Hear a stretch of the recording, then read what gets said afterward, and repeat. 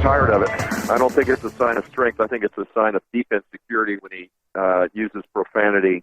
I mean, they're children watching this stuff. I find it offensive when he insults the disabled, women, Hispanics, POWs, calling them losers because they got caught. This is disgusting. Jeb Bush, during an exclusive interview here on Newsmax TV last night, and you heard him say that he finds Trump's behavior on the campaign trail disgusting. Well, disgusting or not, the Donald remains the frontrunner nationally and specifically in New Hampshire. Meantime, there's not exactly great news for Jeb from the latest poll out of the Granite State. According to the new poll from UMass Lowell and WHDH-7, the television station in Boston, Donald Trump leads with 36%, Marco Rubio at 15%, Ted Cruz at 14%, then Jeb Bush at 8%. Let's call on our panel. First, Skyping in from Florida, the former co-chair of Jeb Bush for governor, Ed Pozzuoli. Ed is now the president of the Tripp Scott Law Firm. And via Skype from Nashville, Tennessee, chief political correspondent for USA Radio Network's Scottie Nell Hughes. So Ed, Jeb fourth in the new poll, and Marco second. Has Jeb put all his eggs now in the New Hampshire basket and he's seeing them break?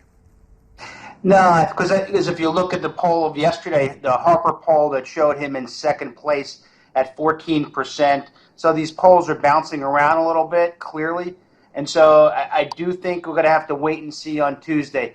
You know, Jeb has to hope for a strong finish and end up on the upside. Remember, New Hampshire is a little bit of a reset from Iowa, but it's still there for him to get if magic occurs Tuesday night. Yeah, and New Hampshire is substantially different from Iowa, both in terms of format for this, a primary as opposed to a caucus. But Scottie Nell, one constant has been Jeb taking on Trump, sometimes directly attacking him.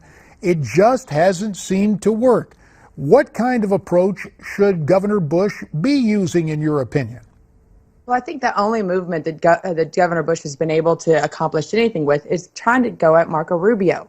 Rubio right now seems to be the best target where he's actually seen to have an effect. Even though Rubio is going up right now, that's more in part because of this Trump-Cruz feud that we've seen. But when Jeb's attack ads go after Rubio, people start listening.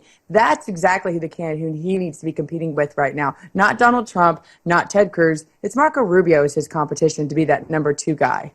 Well, you mentioned who is going after whom, and today in New Hampshire at a town hall, Ted Cruz decided to take on Donald Trump. Let's listen and watch. Donald Trump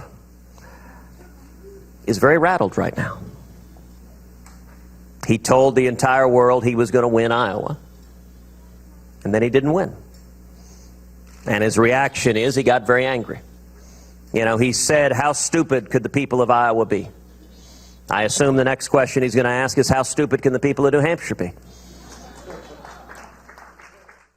So you have that going on. Some of that is inevitable when people are trying to differentiate. Ed, you're chuckling as you hear all this. Do you think this kind of Trump-Cruz battle will go to somebody else's benefit, like Jeb or maybe Marco?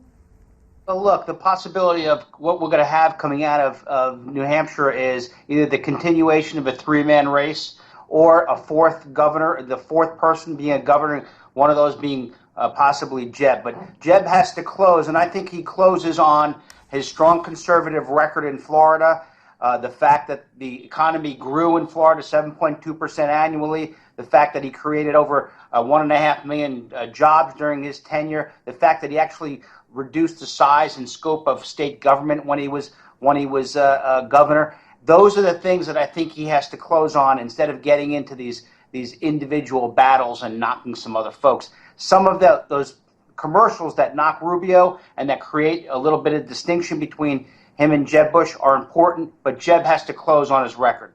All right. We heard him say that last night when he was here reciting his record in Florida. We would be remiss, Scottie Nell, if we didn't take a look at the other side. There's a Democrat debate last night. Last night there was a Democrat town hall. and Hillary Clinton faced some criticism for the amount of money she got in terms of speaking fees from Goldman Sachs. Let's watch what she had to say.